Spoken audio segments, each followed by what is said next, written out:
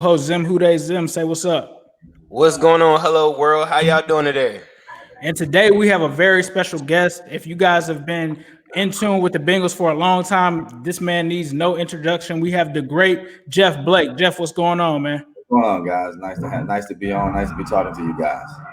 Appreciate it. So just to kick things off, obviously you broke down some barriers with you being the first black quarterback for not only the Bengals, also the New Orleans Saints as well. Can you talk about what it was like for you at that time? Um, it was tough at times, but I tried to focus on that stuff as much. I just tried to focus on just playing and trying to get better, trying to win games every week, which is very hard. Um, with the people that I had around me, I had some great receivers, had a decent tight end, never really had a steady running back. I had a plethora of running backs that come through before Corey Dillon got there.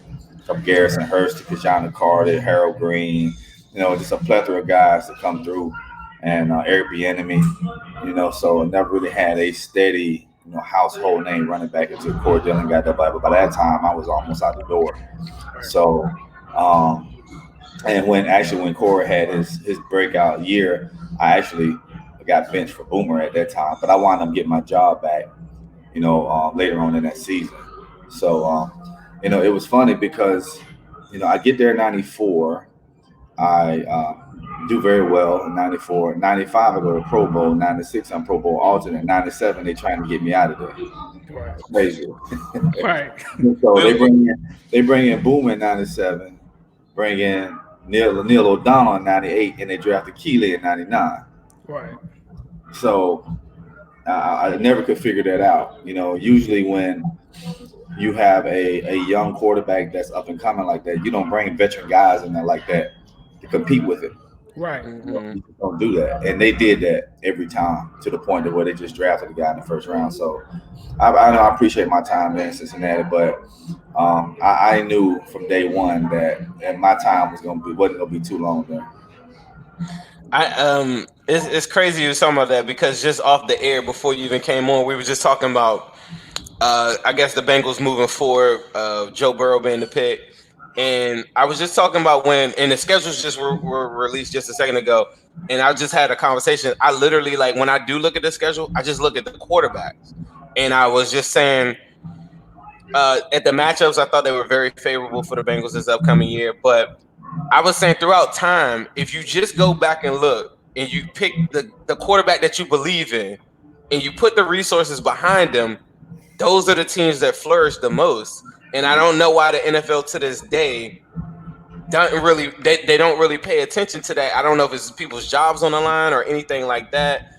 And it's like pressure or something like that. You got to really understand the business side of the game. A lot of times it's not about players, it's about money. Right. And so if I can get a player to do the same thing I do but get him cheaper, I'm going to get him. If I can get by with winning 8 games a year, I'm going to get by with winning 8 games a year and still make my money and still not have to go nowhere near the salary cap, So you got a lot of teams that function that way. And then you got teams that function where they always over the salary cap and they got to cut jokers just to be under it, because they out there trying to win right now. And they rather pay the money now and win now than to try to grow something to where it may take 3 or 4 years for that to pay off, So you just got to understand the business side of the game. So do you feel that around that time when you were at your peak in 95 or whatever, do you feel like that, like the Bengals maybe weren't, like a couple of players have said this, do you feel like they weren't committed? And I can be honest with you, I wasn't at my peak until I left. I'm understanding the game for its planning, understanding the game, the maturity of the game. That didn't happen until I got to New Orleans. That's why I played so good when I got there. Right. And that makes sense because Pat Mahomes just came out and we already saw him win the MVP in the Super Bowl. And he said that he just now learned how to start reading defenses. So that's crazy. I didn't reach my peak until almost when I retired. I was 34 when I retired. I was just getting in the groove. Because your mental is a lot more sharper. Yeah, a lot more sharper. And I'm getting ready to retire. That's why now you can play to 40, 42 years old. but Right. because Shit. the game slows down so much for you. And they protect quarterbacks a lot more. It's probably a lot more. Oh yeah, I wish I was playing now. They can't even hit quarterbacks now, so it's all good. Right, exactly. So talk to younger fans about Shaking Blake and where that kind of came from. But it came from Judge. I think Judge passed away a couple of years back, but he came up with the term "shaking Blake" and it stuck. And they even had a song about it and all kinds of stuff. And but it was fun and cool while it lasted. I never really bought into the hype. I was just trying to play. I was just Right, trying to get better and try to play because I know I wasn't supposed to be there. I know that every move I made it was gonna be watched. Every game I played was gonna be chopped up. Everything I did, if I didn't do it to the best of my ability, if we didn't win games, I wasn't gonna be that long because I wasn't a first round draft pick. I wasn't drafted to the Bengals. I wasn't their guy. I was right, Bruce Osler's guy. right. You know. So, and when you're not an organization or a GM's guy, man, you short life, bro. Right, Yeah. Even when you play well, DeAndre Hopkins, I still would get rid of you. right. Yeah. Exactly. Ain't that the truth? Just going back, I guess, for the younger Bengals fans, because there's a lot of young Bengals. I think it was a Right. comment that before you even got here, somebody said, "Man, I had to look it up," and to me, I just hit 30, right? So Right. to me, when I was really really young, and I guess I said like 95 because I just remember the Pro Bowl, and I remember being very very mad. And I don't know if you remember in the Pro Bowl, you threw a touchdown to Yancey Thigpen, and it was Right. 92 yards, right? But my mom and my dad, they were like, "Why are you so mad?" I was like, "Cause he threw it to the guy on the Steelers or whatever."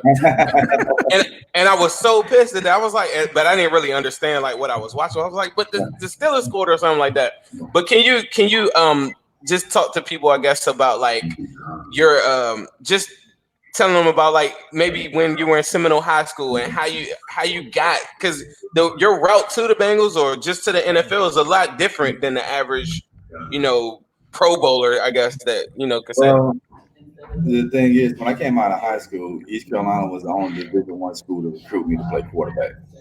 Gotcha. Somebody did some really bad evaluation at that time. You Right, know, so I go to East Carolina, play very well. I had a great coach. He developed me.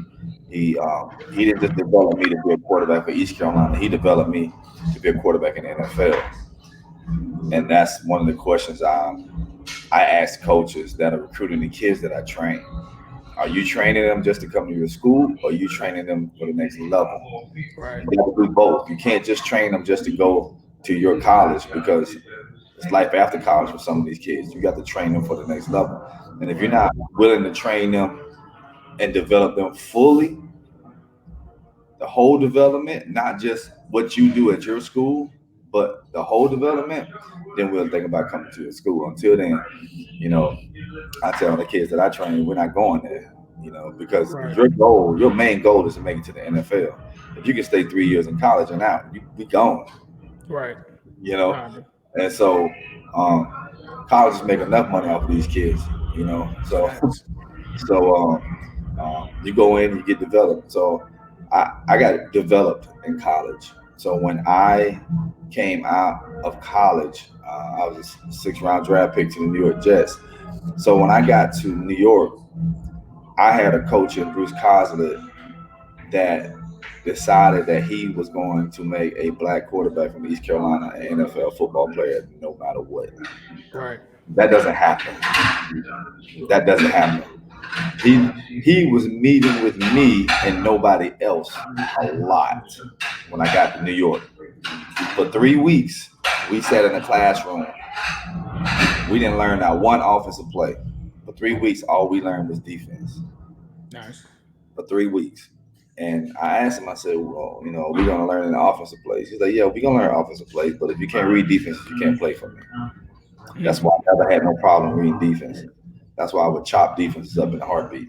Right, I never had no problems, competing against good defenses because the first thing I learned how to do was read defenses, understand fronts, understand coverages, understand blitz packages, understand my protections, knowing when I was hot, knowing when I can change the protection, knowing when I need to get rid of the ball, knowing, understanding the difference between man coverage and zone, and knowing who I want to go to versus man based on the type of package that I was running. If I was going to have a pick or some type of a one-on-one with Pickens or Darnay, seeing that happen and making the throw.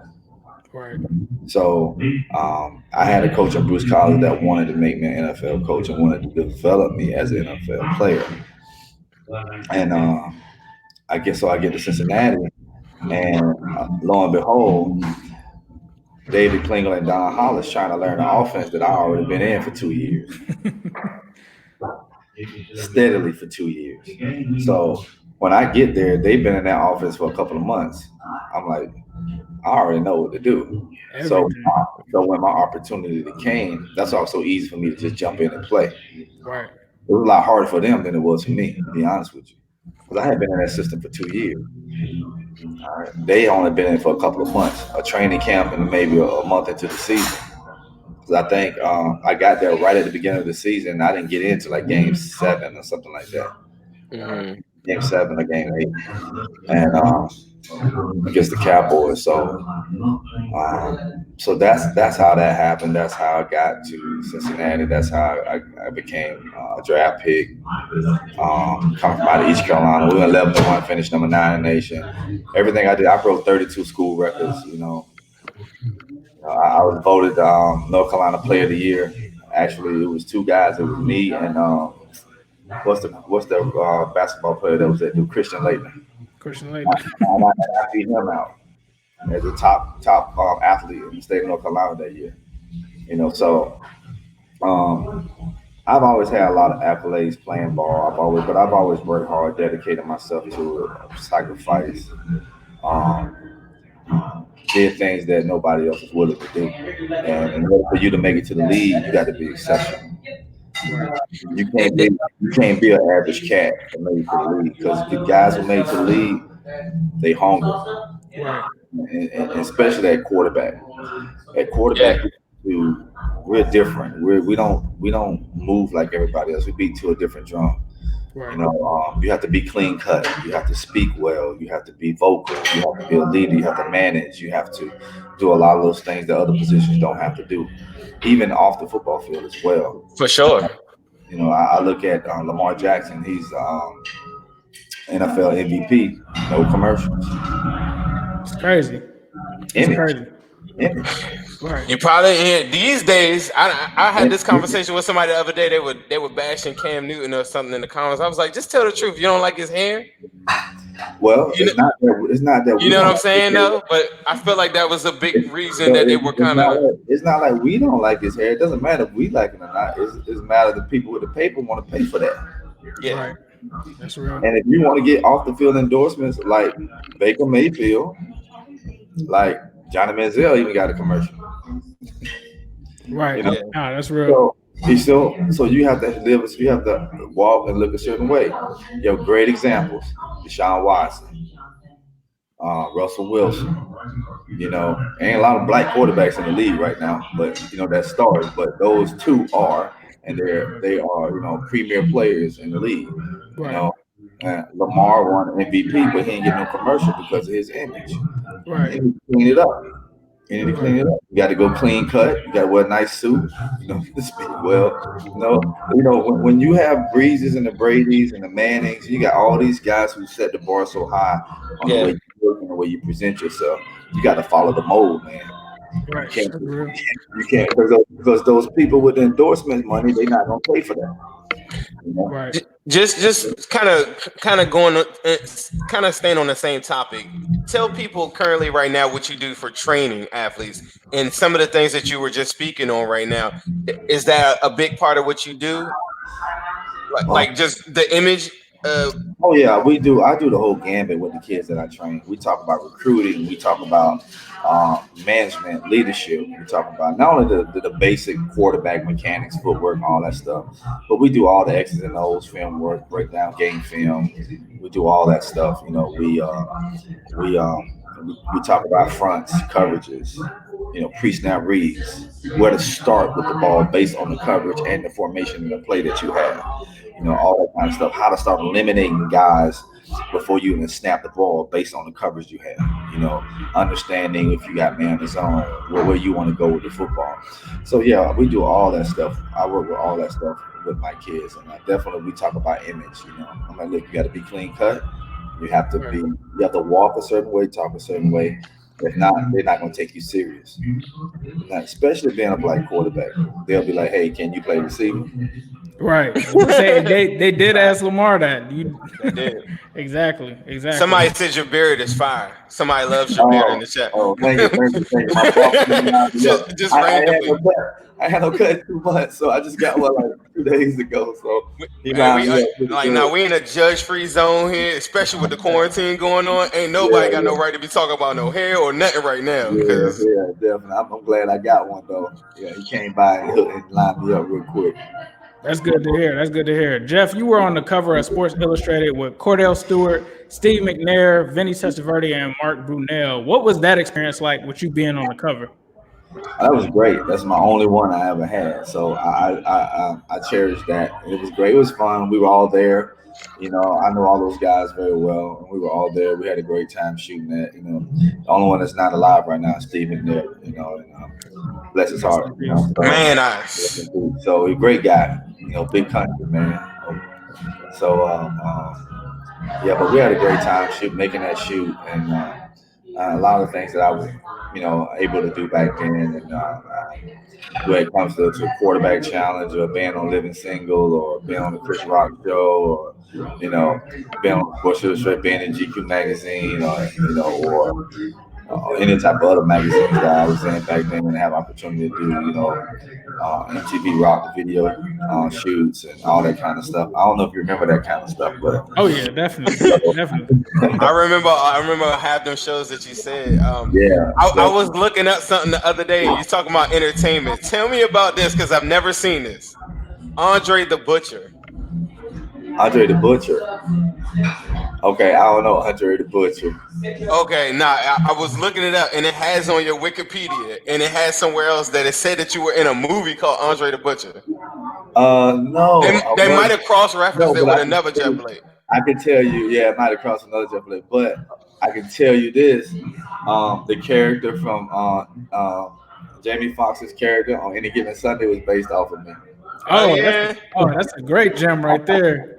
Willie Beeman. Hey, it's some people in here that's probably like, if you too young and you don't know Any Given Sunday, like, oh, that's gonna kill me because then I'm gonna feel like whatever. But so when I was in Baltimore in 2002, they nicknamed me Willie Beeman. Oh wow. Yeah, that was funny though. It was good. That's dope. No, that movie, that's a movie that I went to the theater for, and I don't go to the movies, but like that movie is dope. If you're a football fan and you're watching this, please go check that movie out. One of the main things that I wanted to kind of get into for a young Houday fan is just like we're currently talking to the man who probably has arguably the best deep throwing football in NFL history, and we're talking to him right now. Is there anything do you have like anything that you would say that maybe separated you throwing the deep ball versus everybody? Because I know at the time I just would watch games and I'd be like, I just expected to see just bombs just because I just watched all of your games. So in my mind, I'm like, what like they're gonna bomb it. But then like now, fast forward to now, it's a lot of dink and dunk type stuff. Like, what is the difference between the game back then and now, and then what separated your deep ball from everybody else? Well, my deep ball, it has a little secret sauce to it, man.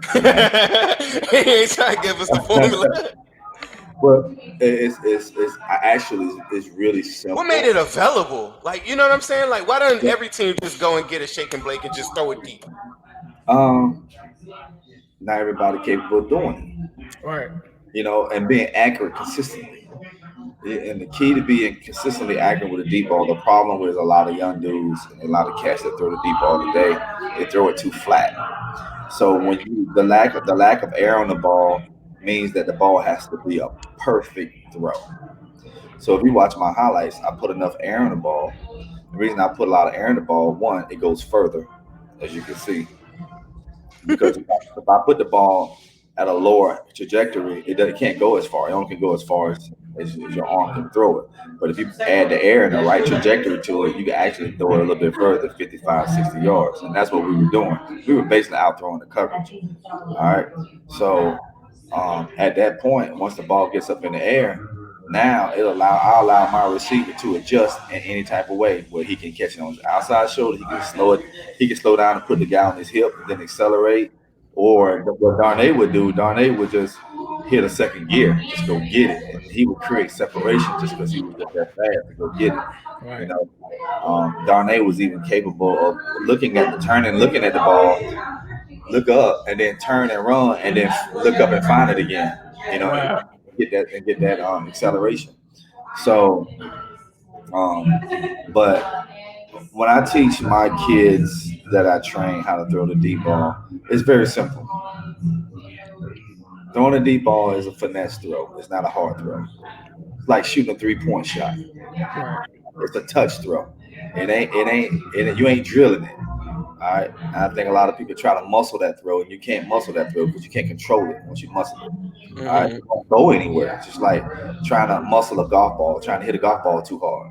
You know, you can control it. You don't know where it's gonna go, and it ain't gonna go where you want to go. But when you have a nice smooth swing and you let that club head do the work, that ball just takes off. Right? How far do you think you can actually throw it, Jeff? That was another question. Well, and the quarterback challenge, I think the furthest I threw was like 74 yards or something like that. Oh wow, that's crazy. Christ. Good Lord. But, I don't know if you follow Deion Sanders, but I was just training his son yesterday. So I was on his IG, on his prime IG. I was working with Shador yesterday. We was out throwing. I was still throwing like 55. Hey,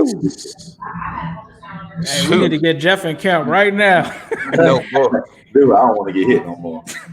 So what do you train your guys at?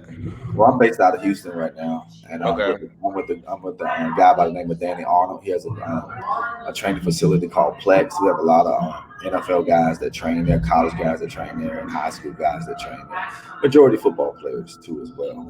You know, he does train some basketball and baseball players as well, but the majority of guys are football players. So Jadavian Clowney's guys are always in there. All the Matthews boys, Bruce Matthews' sons, they all come through there. A lot of guys here in Houston, man. A lot of guys in Houston, you know. So I just moved to Houston about a month ago. I lived in Austin for 19 years, Austin, Texas. Okay. About a month ago. And so I'm really trying to build my clientele here. And it won't take me long. I just got 1,500 more followers a day after Deion posted it. Prime time. That's a big cosign. Yeah. Man, you know what's so crazy on my Instagram? I have been posting you over the years. Like I even pulled up an old clip I probably posted to you probably like 2 years ago. I just didn't even know that you were on Instagram when I posted it, and I didn't take the time out to even look. Well, but I have been posting it all along. I have two Instagram. I have my Jeff Blake 11, which is more my training Instagram that I'm trying to build up, and then I have my kind of personal Instagram. This JCBB 11. Okay. So I have two. I didn't. That was on me because all this time I have been posting, and I've been like, damn. Once I saw it, I'm like, dang, I should have been trying to send people, like letting them see this. You know what I'm saying? Like see this greatness like right now. Right. I was upset at myself. That's all good. It's better late than never, baby. Man, we're gonna make it happen for you, and I'm gonna try to make sure that young that gets educated on the, like what's going on. Because to me, like that's a big part of Bengals history. That's a huge part. And it wasn't that long ago, like for me, like at all. So one of my goals is to, because I do a lot of football stuff. I train for Under Armour. I do all the Under Armour's camps, and I do all Deion's camps and Ray Lewis's and Ed Reed's. I do all their premier camps, and I'm basically the official quarterback coach for Under Armour. So I've been training quarterbacks for the last 10 years. I actually coached in Under Armour All-Star game as well. I coach in Under Armour Future 50. So the top 50 players. So I coach all their quarterbacks. So I've been doing that for a while. So I've been really immersed into high school development, high school players and college players. Not so much pro guys, but my guys, some of my college guys will be the pros one day, and then I start linking up with those guys. You know, a lot of the pro guys are pretty set in who they have trainers and all that stuff. You know, but if I get one coming my way, I set them straight. For Right. sure. So you talked about working with some of the college guys. Obviously, the Bengals just picked up and drafted Joe Burrow. They've moved away from Andy Dalton. Have you ever trained with any of those guys before? No, no. Gotcha. I haven't trained with any of those guys. You know, it's kind of unless they live in the area, I'll Right. probably bump into them. But if they don't live in the Austin, the Houston area, I probably won't bump into them Gotcha. Do you watch college football though? all the time. So what do you think about Joe Burrow? I'm more than pro. So what you watching college football? What are your thoughts on Joe Burrow? I thought he played very well. I thought he managed the game well. He threw great balls. He stood in there. He completely dominated. He read the hot throws. He made the big plays when he was supposed to. So, you know, I think he's a great player. But a quarterback can't do it by himself. I'm For sorry. sure. You could be a first round draft pick, and if you ain't got nothing around you, it ain't gonna matter. Yeah. It's not gonna matter. As we learn through time. LSU ain't no sloppy team. They always got talent. Right. You know, they just needed a quarterback. They just never had a quarterback. I'll be That's honest. true. Yeah. I mean, even when Odell and all them boys were there, they had talent. They didn't have no quarterback. This is the first year they had a quarterback, and they were able to compete. Right.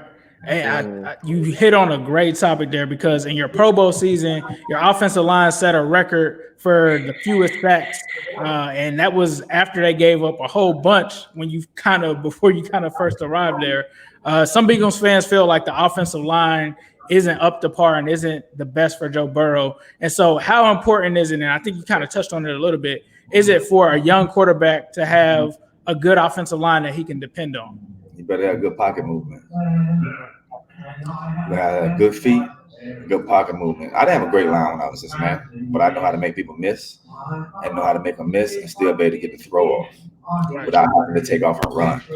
So he's going to have to have good pocket movement. He's going to have to help his line become better by being able to move in the pocket. If his line is not as up to par, that people think that his line is not, then it's going to be up to him to help his line get better. You know, and he sometimes he gonna get hit while he throwing it. He just got to stand in there and let it go. Right. and be ready to take that hit. A lot of people, you talked about the talent level of LSU. The wide receivers for the Cincinnati Bengals currently right now consist of Auden Tate, AJ Green, John Ross, Tyler Boyd, and who else am I missing? T. Higgins. Who was just drafted from Clemson. That is a phenomenal wide receiver group. Do you feel like that Bengals maybe finally, like, because I know like when you play Darnay Scott and Carl Pickens were very, very good. Do you feel like the wide receivers will go hand in hand with Joe Burrow, or is there going to be other things that maybe could stunt like his early success? Because a lot of people are now saying early success, he's got the wide receivers, he improvises in the pocket. It's all based on your offensive coordinator and how he uses everybody. Because up to this point, they haven't used John Ross the right way since he's been there. You know, and AJ has been up and down because they refused to make him, I think, the premier guy. You know, the last quarterback they had there. I mean, Andy, he would throw it to him, but he wasn't like Pickens was gonna catch 100 balls every year, regardless. He was catching 100. AJ Green need to be that guy that catches 100 balls every year. All right. I would put Ross on the outside. I'll put Higgins on the outside. And let Ross play slide. I would use Ross even sometime in the backfield as a running back position, and let him come out the backfield and catch passes on linebackers. All day. They're just not using the guy right. You know, they're not putting in position where he just need to get the ball in his hand. I would use John Ross the same way Kansas City used Tyreek Hill. Right, exactly. They're the same player. You know, and I use it on them deep over routes, them deep crossing routes, you know, stuff like that. That's why I tell him all the time. Them deep crosses are like killers, man. But John Ross's story though is just so like it kind of goes hand in hand with what you said earlier. Is like you get drafted by some organization that might believe in you, and then maybe somebody else doesn't or whatever. Like early on, he just really we had TJ Hushmanzada, who trains with him, and he was just telling us a story about like even if you go back to John Ross's first time on the field, he gets an end around and he fumbles the ball, and then they never played him again. Then the following year he gets injured, and it's just all these different things that kind of stunning him. And then a guy you talked about, Andy Dalton, earlier, I never believed in him. I mean, even when they were on their run in 2015, I just never believed in it. Where you talk about pocket awareness and you talk about being able not to get hit, that's one thing he never flourished at. And I would say that I think that's something that Joe Burrow is going to figure out a way to get to John Ross, even if the offensive coordinators don't call up what they should call up. I just think he's going to have more opportunities. If they get him the key to the offense. Only if they get him the key to the offense. You know, he can't just go call his own plays. You know, and they won't do that for a while. You know, once they get him the key to the offense and allow him to be the player that he's supposed to be, and be like, look, hey, these are your plays. Get to the right play. Make it happen. And a lot of times, you know, I would go into the huddle with 2 plays. And when I break the huddle, based on the coverage I get, I pick the one, based on how many was in the box, I pick the best one. Mm-hmm. So having that option really helps. You know, having that option really helps. So sometimes you can come in with 2 pass plays. Sometimes you come with a run and a pass play. And based on if it's, you know, 1 high, 2 high, 5 in the box, 6 in the box, 6 in the box, 7 in the box, whether you run the ball or you throw it. You know, so if he has options like that, that would really help. Jeff, you talked about kind of not being able to be the guy and not have the front office all the way in on you. One of the biggest issues in Bengals history was that Carson Palmer kind of forced his way out. So he, in a sense, got the keys to the franchise and everything and kind of didn't take it, which I feel like you deserved that kind of treatment when you were there. From your vantage point, what did you... I wasn't a first-round draft pick for the Cincinnati Bengals. That's true. But hey, neither was Tom Brady. Tom Brady wasn't a first-round pick for the New England Patriots. And in my opinion, I think that you were Tom Brady before Tom Brady in terms of everybody saying the 6th-round draft pick that comes in and is able to tear up the league. But from your vantage point, like, how did you view that when Carson kind of was like, I'm out of here? Guys like me don't have that luxury. Right. Ask that. Yeah. Gotcha. With the league, I guess, going into currently right now with COVID-19 and everything going on right now, do you feel like just from a quarterback standpoint coming into this year right now, from a preparation standpoint, if you were quarterbacking today in today's NFL right now, how would you be preparing to get yourself ready for this upcoming season? Just training like I would normally do with my trainer, doing my footwork, my reads, watching tons of film, getting with guys, throwing routes, even doing like half scale, maybe even a 7-on-7 type deal. Where we out there, we just working. You know, we doing it a couple of times a week. So once you get in, once the lights turn on, you ready to go. You know, every NFL player is training right now. Don't get it twisted. Yeah, for sure. Right now. They somewhere training. Now they might not be doing group training, but they probably get with the quarterback. And you know, I know my nephew played with the Raiders, so I seen him throwing with Carr a couple of times. You know. Yeah. So I guess we interviewed someone. We interviewed a rookie coming into, and he was like, "Yeah, we're doing virtual OTAs and stuff like that." I guess right now, film work and stuff like that, going over plays, film work, reads. You know, receivers will be going over their splits, their linemen, what motions they run, all that kind of stuff, making sure they got the right splits whenever. Because the splits change based on what the ball on the hash or the middle of the field, based on what play you got, you know what. So they're learning all that stuff, especially the rookie guys. For sure. So Jeff, a few years ago, the Bengals had their 50th anniversary, and for some reason, unbeknownst to me, you didn't make it. In my opinion, you definitely should have made that list because you made the Pro Bowl. And do you feel like the negative stigma from the 90s was like the reason that you didn't make it, or what were your thoughts on that? I wasn't drafted by the Bengals, bro. Right. Gotcha.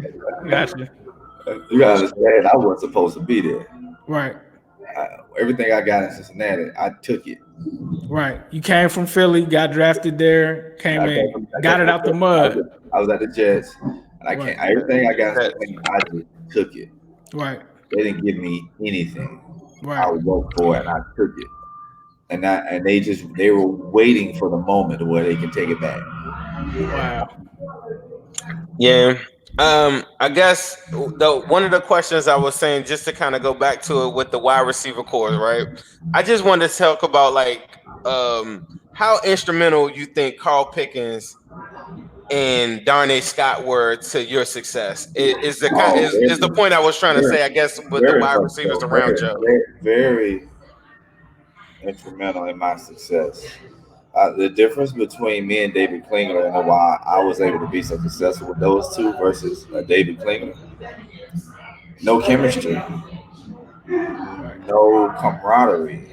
Right. Where when I got to Cincinnati, I'm going out. I'm hanging out with Darnay and Pick. We going out eating. We going to restaurants. We going to movies together. We going out to Yeah. clubs together. We drinking together. We having a good time together. With David Right. at home, David listen to country music. He don't listen to the same kind of music they listen to. We listen Right. to. He wearing cowboy hats and cowboy boots. Right. After practice, he get in his car and he go home. Well, after practice, we all going to the spot, going to have some food and have some drink. Yeah. So we developed that chemistry.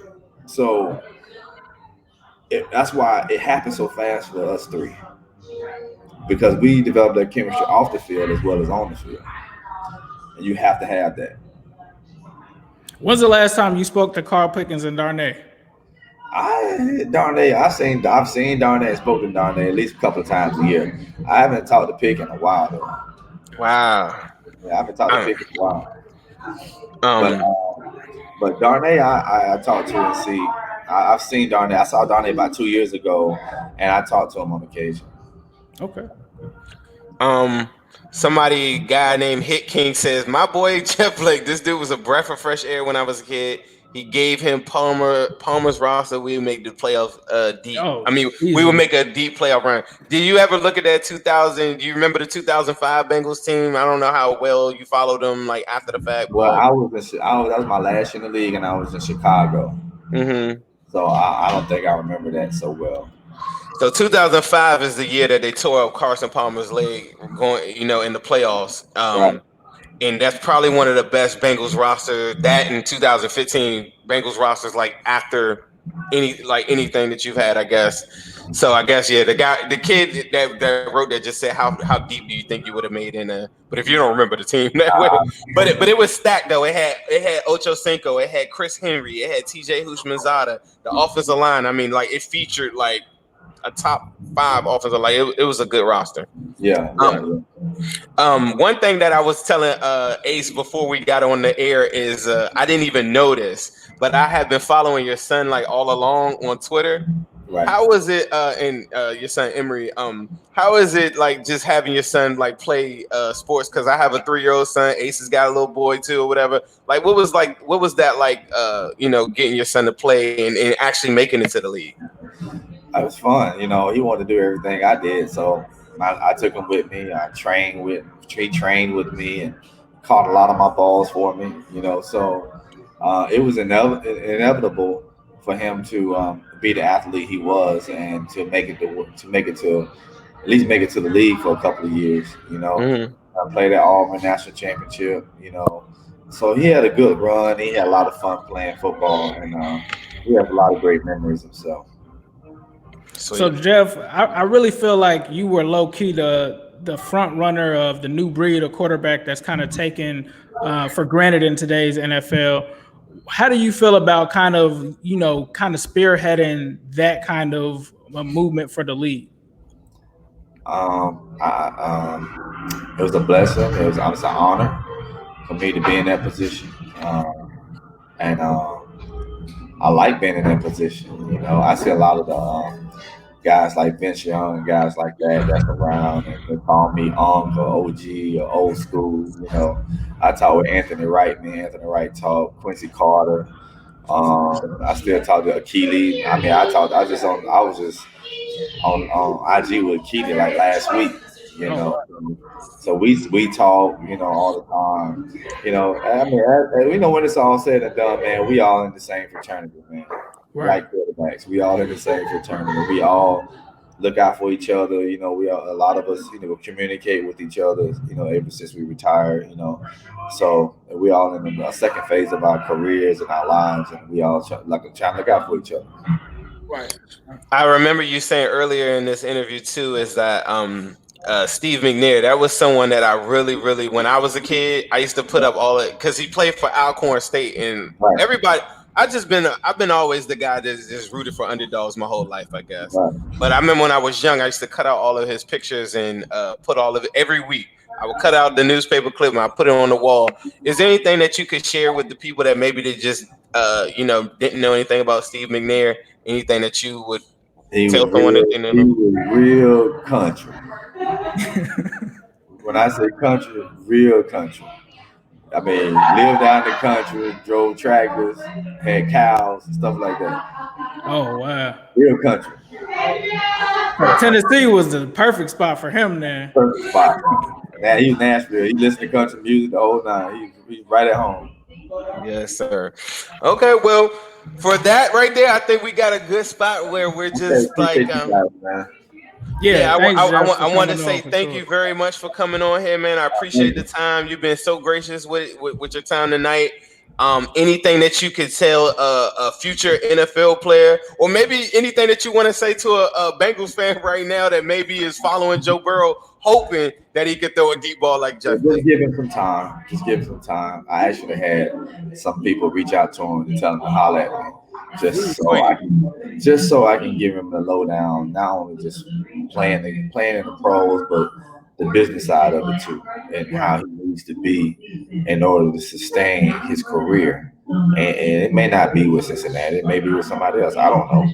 But if you want to sustain in the NFL for 14 years, there's certain things that you're gonna have to do. Right. It's how you have to behave, how you have to act yourself. You have to stay humble. You got to understand your fans feed you, and you can't never be bigger than your fans. You take the opportunity to say hi. You take the opportunity to sign some autographs. I remember times at training camps, they had to come get me off the field. I've been out there so long signing autographs after practice. And I did my best to try to accommodate my fans as much as I could. For sure. You can't get everybody, but I tried my best to accommodate as many as I could. So even tonight, because you accommodated two fans of yours for a long time, and we're totally he's in Orlando. I'm in DC, so you never know who's watching, and so that's one of them things that we talked about. Like, man, what if we could get Jeff Blake on here one day? So you never know, Yeah, definitely. But don't get it twisted, Jeff. You got a lot of fans, believe it or not. Even if the organization didn't do you right, you got a lot of fans that were in your corner, bro, for sure. I appreciate it. For sure. To this day, in my DMs, for sure. Yeah. But thank you very much, man. I'm looking forward to it. I'm gonna work on that Joe Burrow connect for you right now because I got somebody that said they've been talking to him, so I'm gonna work on that for you on the backside on my end too. I'm gonna see what I can do. You do that, sir. All right, man. You have a good one, man. All right, you too. Thank you guys for listening to the Orange is the New Black podcast. We just had the man, the legend, Jeff Blake on, a guy that really spearheaded, being a black quarterback for the Bengals. It was a successful guy, went to the Pro Bowl in 95, was known for the Shake and Blake, the prettiest deep ball you've ever seen in your life. Well, the prettiest deep ball I've ever seen in my life. But man, that was surreal. Yeah, he's dope.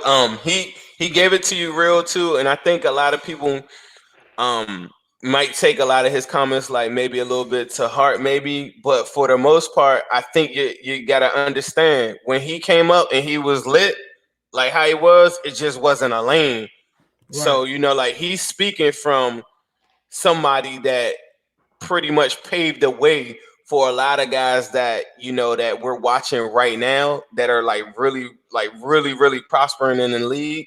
He's speaking from that, and at the same time, I think you got to understand that wasn't even that long ago. Like we ain't talking about the 70s, the 60s, or something like that. Like what I'm saying, like me and Ace know, we grew up watching them. So like if you're like real young, you're probably like, man, Jeff Blake. Like this wasn't even that long ago. So he's speaking on he's speaking on Mahomes, Watson, kids, guys like that. that when I was young, they weren't given a chance in the NFL.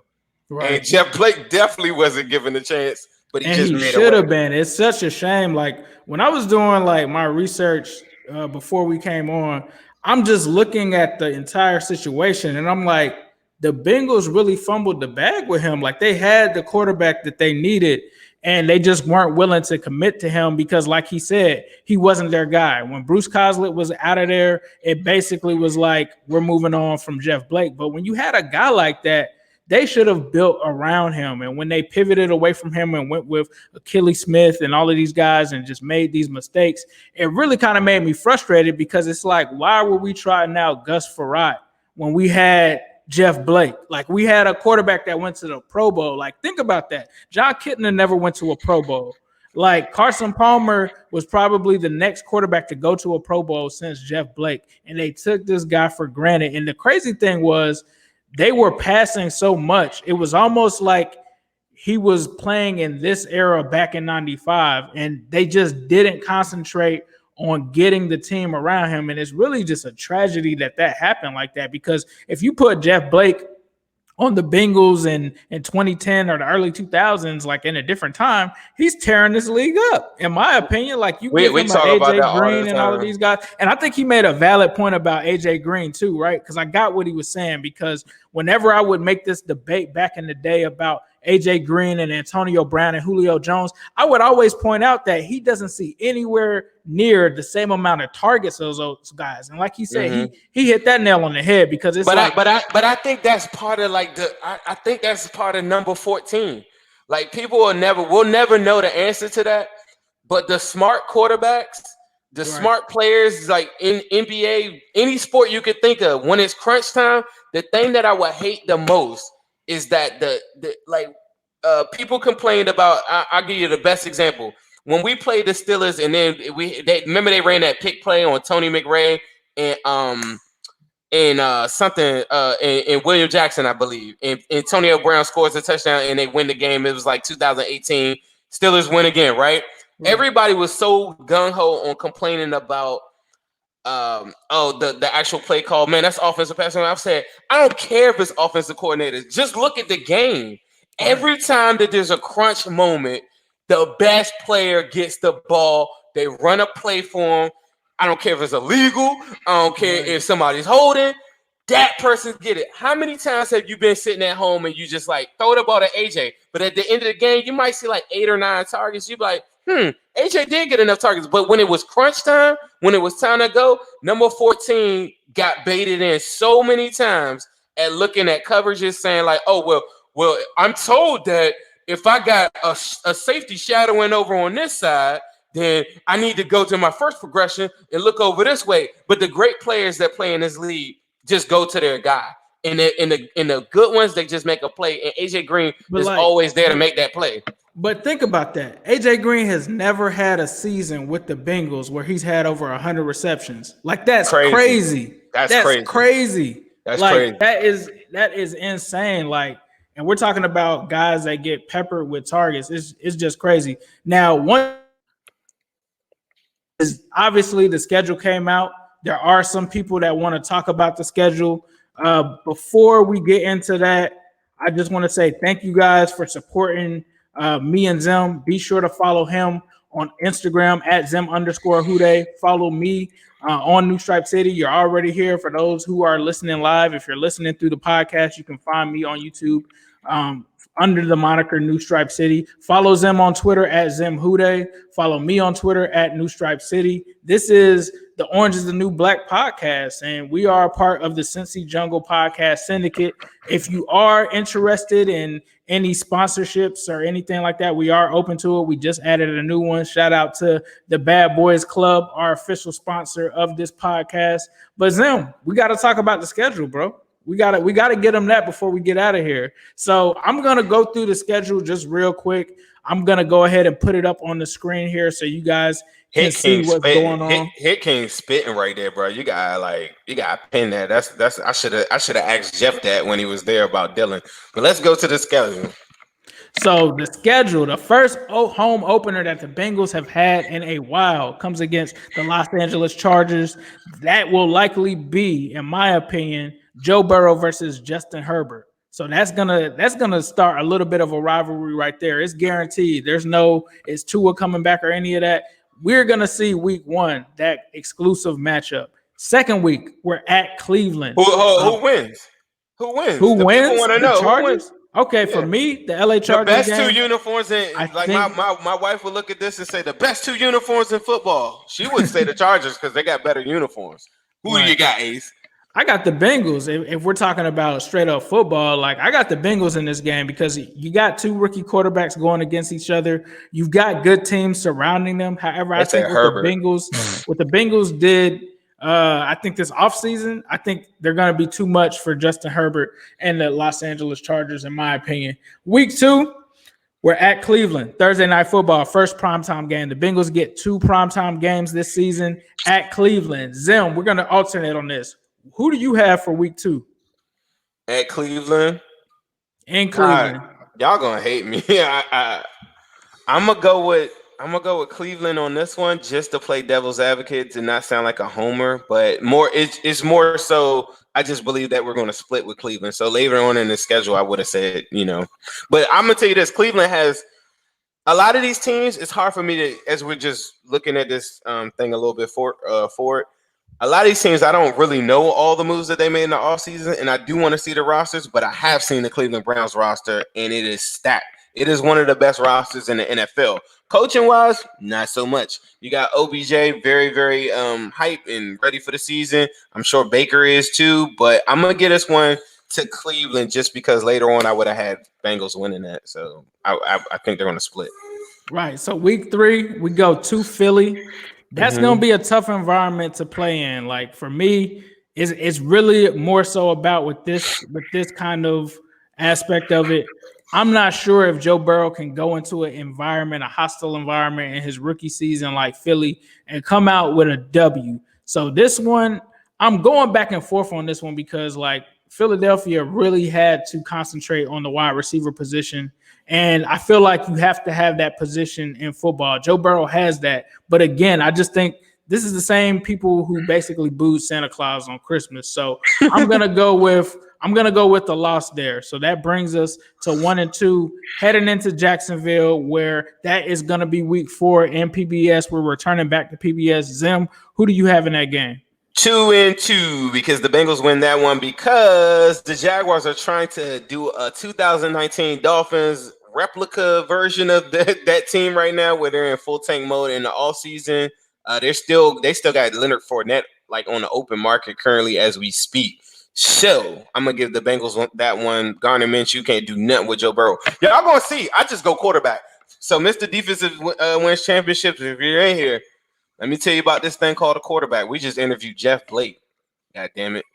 Yes, all I do is wake up and think quarterback. If my quarterback's better than you, I'm winning.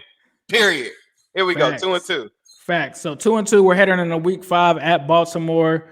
I'm gonna say that this is gonna be another tough one with him being in MNT Stadium. I think that they're gonna be pretty hyped. This is gonna be an important game. I'm going to give this one to Baltimore because we're on the road at Baltimore. So that brings us to 2 and 3. Then we're at the Colts the following week. Zim, who you got there?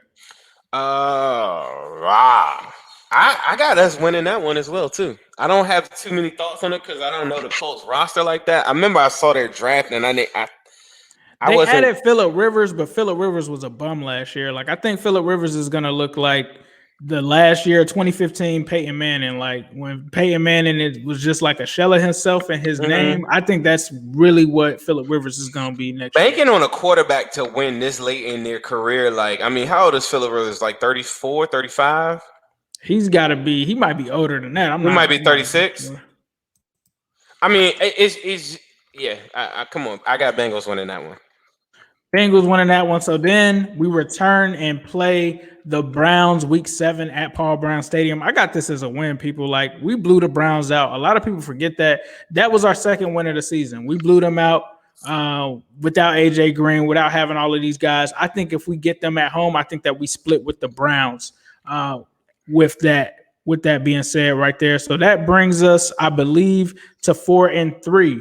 And then we have to take on the Tennessee Titans after that, Zim, in week 8.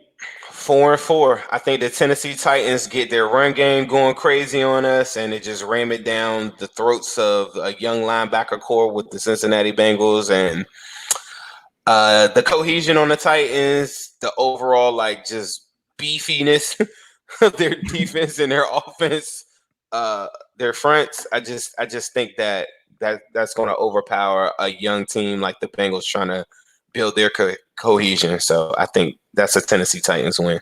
Yeah, I agree with you on that. Tennessee, in my opinion, is one of the best teams that they play this season based off of their playoff run last year. So week 9, we got a bye. And then week 10, we come out of that bye. They're going to need that bye. That's a perfect bye because you're going to come out of there a little sore.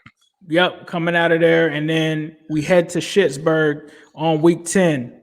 So for me, I think it would be a tall order to ask Joe Burrow to go into Heinz Field and come out with a win. So I'm actually going to say that we're going to lose that game coming off of the bye. Then the next week, we travel to the Washington Redskins in week 11. Zim. Who do you have know in that me game? And Joe Burrow not going to go for none of you OSU. All y'all people that was talking all that trash. Joe Burrow couldn't beat out Haskins. Joe Burrow, he's no Tiger King. He can't beat Haskins out. We're going to feed him to the Tigers. No. This is the one where Joe Burrow stomps Haskins into the ground and he shows you that he just had an arm injury, you idiot. And Joe Burrow should have been starting at OSU all the time. And y'all lost out on it. And you could have had a national championship OSU. And we're going to crush the Redskins by 20. Let's go. Book it. Yes, sir. So a win against the Redskins. I think that continues in week 12 when the Giants come to PBS. Then Danny Dimes, I don't think he has anything on the Burrow babies and Joe Burrow. I think Joe Burrow goes ahead there and takes that W. So after that, we're going to Miami. They're coming back down here to Florida. Hopefully, I'll be at that game if Corona is cleared up by then. But this could be a rematch of what we saw in college with Tua versus Burrow. Who you got?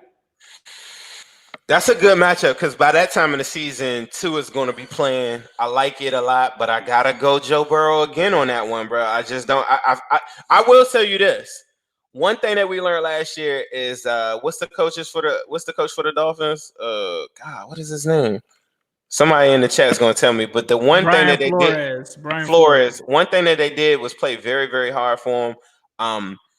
The game that we had, which is the craziest game of all time, I went back and watched that the other day. That is so crazy. If we weren't in tank mode, I think we might actually imagine us been in playoff mode, and then you have a game like that with a comeback like that. That might have gone in the Bengals Hall of Fame, but because we were in tank mode or whatever, that's just a story we're going to tell our kids on how we got Joe Burrow.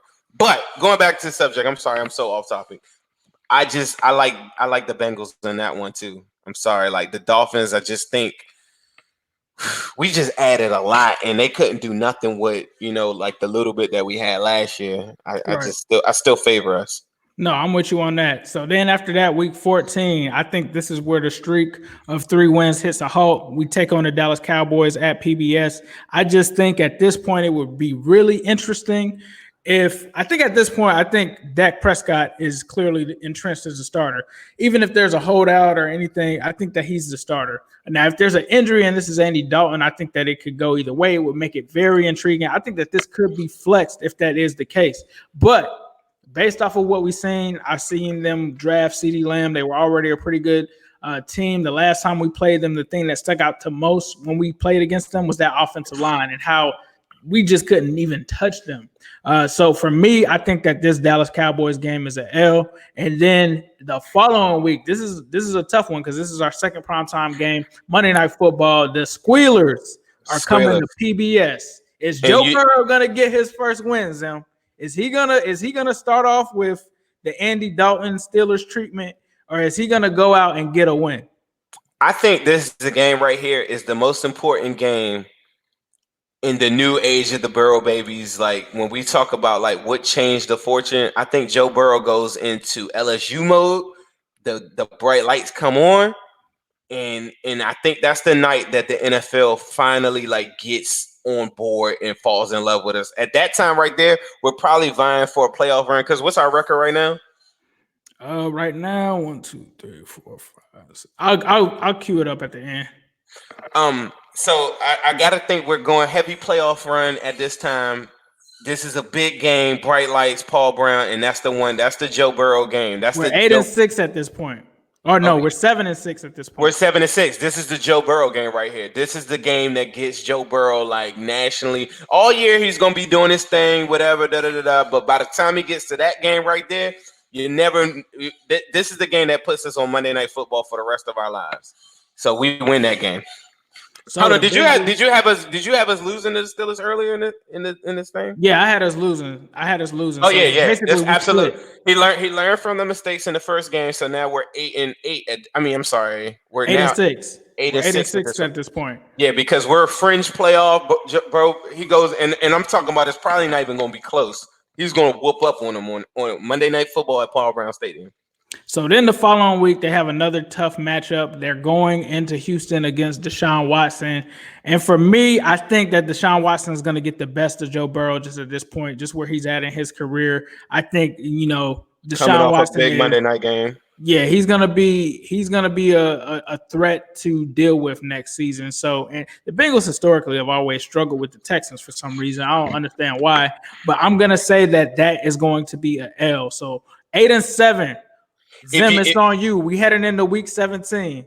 But because we only got a couple minutes left on this show, if you're in this pod right now, screenshot me your record prediction. Write your record prediction in here right now. You got to send them in as fast as you can. Screenshot your record prediction. And if you are right, by the time we get to the end of this season coming up, I will have a prize for you. I will own up to that. So write in your predictions in the comments right now. Tell your friends to come on Ace's YouTube, New Stripe City. Give them the link. Tell them to comment on this post or comment on this page, whatever. No, comment on this post. Comment on this post, screenshot it, keep it on your phone. We know the date is May 7th, all that. Screenshot it, and then you show me that at the end of the season. And then also you have bragging rights and be like, see, I told y'all. All right, we go into Baltimore. What's our record? We are 8-7. Yeah, that's I mean, look, that's 9-7. That's the game that gets us in the playoffs. Easily. And you never know, like by this point, the Ravens could have already, tied or pretty much clinched everything. RG3 or something like that at that moment in time. I think the Bengals win. So we've got the Bengals going 9-7. We have given you guys our analysis. We're not going to sugarcoat anything. We're just going to keep it real. Like I've heard people talk about Vegas only has us winning at the over or under is at 5. I think you guys need to play some bets, man. Now don't blame me if it doesn't happen. Now, if Joe Burrow goes out and gets hurt, I can't be held accountable for that. But I know me myself, I'm definitely looking at the over for that. We never really talked about that on here, but I just think a 5 games is disrespectful. If you guys have just been watching this review of this actual schedule, 5 games is disrespectful. Super disrespectful, but I get it. Like I try to put myself into some fake body as if I wasn't a Bengals fan, and just from the outside looking in, 2-14, you don't know what we went through. You don't know you had 8 games that were within one score, but it plays in. If you're a gambling man, like Ace is saying, it plays into your hand. You know what I'm saying? So, I will run to the casino. I will place a bet on that too, because honestly, I really think we just did that exercise and we came up with 9-7. I have a record in my head that I think it might be a little bit lower. Don't get mad at me, but it's still far above 5 wins. So, and think about this too. 7 teams get into the playoffs now, guys. So you're going to potentially have an 8-18 get into the playoffs. So that's something to think about as well. I just think our division is really, really tough. And a lot of teams, including the Patriots for sure, you have to have good coaching, cohesion, a quarterback, and you got to play in a bad division. That is like one of the things that keep that keeps the Patriots in the playoffs every year. And in this year, I feel like we are in the best division. And on paper, we look like the worst team in the division, which is not there.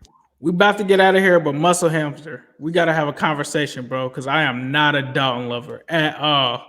At all. I am far from a Dalton lover. Where did he say that at? Muscle Hamster at 8:53 said that I'm a Dalton lover. I see him talking about a Stitch Joe Burrow jersey, but I didn't see the Dalton lover comment. Nah, I'm definitely not a Dalton lover, bro. Like they called me the Dalton hater. I got a YouTube video on here about Andy Dalton, and I'm interviewing a trash can, and I said that it was Andy Dalton. So, do you know how many people unfollow me because I don't even know how many followers I have now, but if I was a Dalton fan, I probably have at least 2,000 or 3,000 more. I'm pretty sure that a lot of people have unfollow me for my Dalton lovers are still around. Like I understand. Oh, they're heavy. They're heavy. Donate 14. Y'all want to donate $14 to the Dalton Foundation today? If you go online right now, you'll see a lot of those guys out there. I hear guys talking about we're gonna win 4 games. Like that's like how we just drafted Joe Burrow and just spent $160 million in free agency. Just say you don't like Joe Burrow. Just say that you're a Dalton lover. Like because that sounds ridiculous. You say a Bengals fan said that they're gonna be 4-12? A Bengals fan. Like there's nobody that can look at that schedule and think that you're gonna be 4-12. Like that's what I'm saying. I'm like you gotta think that we're gonna win 6 games just off the schedule. Majority of the teams, if you're a Bengals fan. The majority of the teams that we are playing drafted around us. You talk about the Miami Dolphins. You talk about the Washington Redskins. We're not playing the Chiefs or any of these guys out here. Like even the Patriots. I would love to play them this year, by the way. But it's not like you're getting a whole like AFC elite status teams coming in here on your schedule or NFC for that matter. This is a very winnable I think schedule easily. So 4 games to me is just come on, bro. Like move on. He's not here anymore. You know, good luck to him. But at the end of the day, Dallas only gave him $3 million. That's trash. that's complete trash. I'm sorry. But thank you guys for Zim. Was there anything that you wanted to say before we get out of here? I'm a Burrow baby. The Burrow babies are here. And Shout out to Jeff Blake. Shout out to Jeff Blake. If y'all aren't following him right now, please follow Jeff Blake because I just really feel like I wouldn't say that you're not a real Bengals fan if you don't follow him. But if you really, really are a Bengals fan, like you really need to go back and watch Jeff Blake. And he posts some clips on his page and stuff like that too. But he's very, very important to the culture. So like just my thoughts. I just think like I'm so thankful for him to come on here and talk with us. And I'm so glad he gave the information that he gave everybody. Some people might not like everything that he said, but it was all true. It was real. It was raw, and it was real. Some of his stuff that I thought on, like Dalton and AJ Green, there's some debatable things, but, while he was there, he was very lit, and he deserves to get the accolades and get everything that the Bengals can offer him when they do unveil this Ring of Honor or anything like that. He is definitely an integral part of the Bengals history and a big part of why I'm a fan. So please just, if you get a chance, follow Jeff Blake on Instagram, follow him on Twitter, go check out some stuff and go tell people like Jeff Blake is lit and we're lit too. I'm out. Who they?